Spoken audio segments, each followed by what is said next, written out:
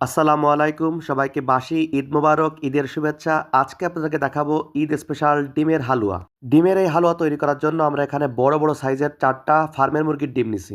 আপনারা চাইলে যে কোনো ডিম ব্যবহার করতে পারবেন। এখানে আপনারা দেশি মুরগির ডিম বা ফার্মের ডিম যেটা ইচ্ছা সেটাই ব্যবহার করতে পারবেন, কিন্তু যেহেতু ফার্মের ডিমগুলো বড় তাই আমরা এখানে ফার্মের ডিমটাই ব্যবহার করছি। 4টা ডিম ভালো করে ফেটে নেওয়ার পরে আমরা এখন যে দুধটা দিচ্ছি এটা প্রায় 1 কেজির মতো দুধ ছিল, যে দুধটা জাল দিয়ে আমরা একদম 1 পোয়ার মতো বানিয়ে নিলাম। এরপর সামান্য একটু কালার হওয়ার জন্য আমরা ফুড কালার দিলাম। আপনারা চাইলে এটা কালার নাও দিতে পারেন। এখন কড়াইতে আমরা ঘি দিয়ে দিলাম। ঘিটা গরম হয়ে যাওয়ার পরে আমরা ওই মিশ্রণটি এখন একটু একটু করে ঢালবো এবং বারবার নাড়তে থাকবো। একটা জিনিস খেয়াল রাখবেন, এক মুহূর্তের জন্য কিন্তু না থামানো যাবে না, বারবার এটাকে নাড়তেই থাকতে হবে। নাড়তে নাড়তে নাড়তে নাড়তে দেখতেই পাচ্ছেন যে এরকম একটা কালার চলে আসছে। এরপর 3-4টা এলাচ দেওয়ার পরে পরিমাণ মতো চিনি দিতে হবে। যে যেমন মিষ্টি খায় ঠিক সেরকম ভাবে আপনারা এখানে মিষ্টিটা ইউজ করবেন। চিনিটা দেওয়ার পরেও বারবার নাড়তে হবে, কারণ চিনি দেওয়ার পরে হালকা একটু পানি গলবে এবং এই পানিটা নাড়তে নাড়তে নাড়তে নাড়তেই শুকায় যাবে এবং এরপরে আমাদের তৈরি হয়ে যাবে ডিমের হালুয়া।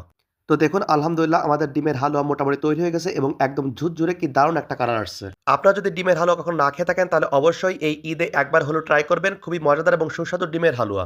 আর আপনারা যদি আমার চ্যানেলে নতুন হয়ে থাকেন তাহলে অবশ্যই চ্যানেলটিকে সাবস্ক্রাইব করবেন এবং আপনারা পেজটিকে ফলো দিয়ে পাশে থাকবেন। আমাদের ডিমের হালুয়াটা কেমন লাগলো অবশ্যই কমেন্টসের মাধ্যমে জানাবেন। দেখা হবে আগামীকাল নতুন কোনো ভিডিওতে ইনশাআল্লাহ। ততক্ষণ পর্যন্ত সবাই ভালো থাকবেন, সুস্থ থাকবেন। আল্লাহ হাফেজ। আসসালামু আলাইকুম।